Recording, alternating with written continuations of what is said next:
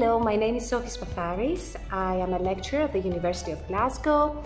I teach in our zoology and marine and freshwater biology degrees, and I'm also doing research on microalgae ecology.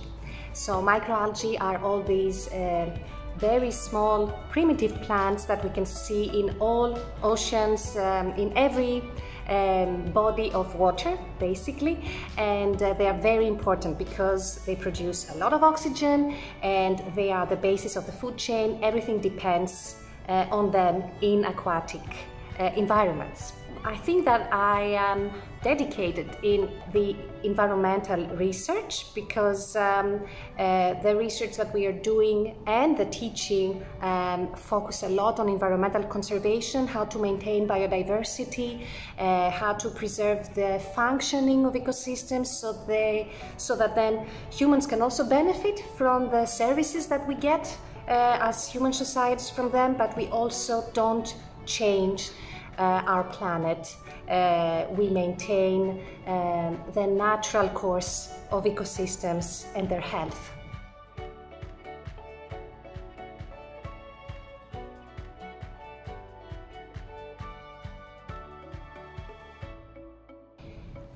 Undeniably, today's emergency is climate change, and not only in my view, I think in most people's view, because we are talking about a lot of impact that we have imposed on our environment. It is undeniably because of human emissions of CO2 in the atmosphere, and it is an emergency because we already see the impacts of that on today's climate, and the projections for the future are really are very gloomy. So we really need to do something urgently about that.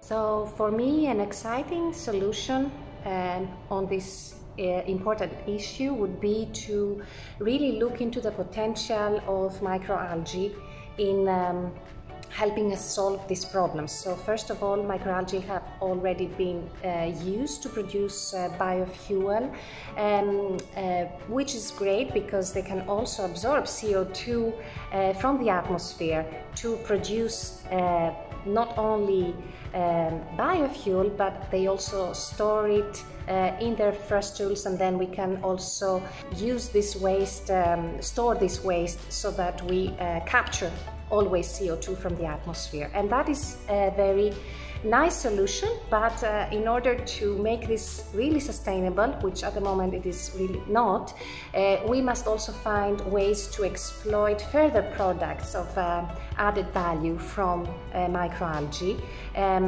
that will not be only the biofuel, but also high value products for pharmaceuticals, for food.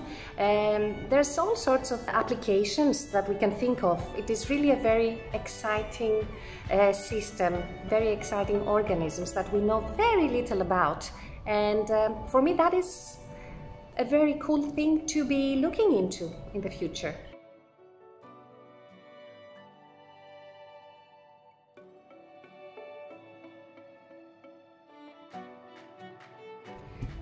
So my dream world would be to really have the opportunity as societies to educate everyone. And if we were able to do that, I believe that people would be more conscious about their own actions, decisions, and impact on not only other people but also the environment.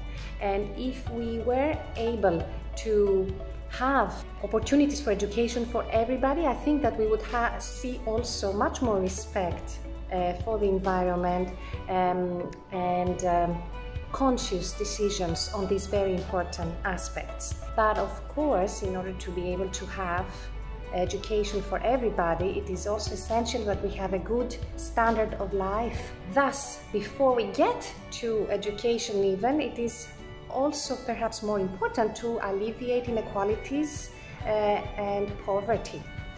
And for me, that is a major challenge that we need to discuss and very directly connected to the climate change issue.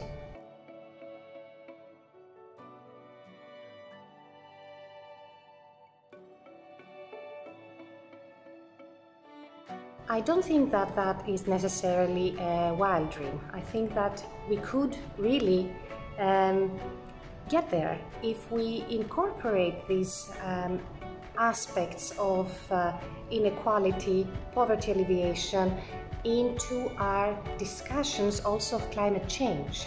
There are solutions that could help us with these problems.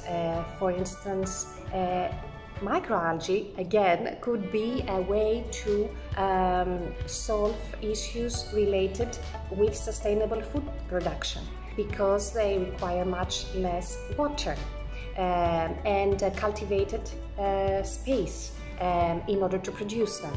So again, I believe that research there is necessary because it might be an unexpected solution for crucial problems that we are facing now.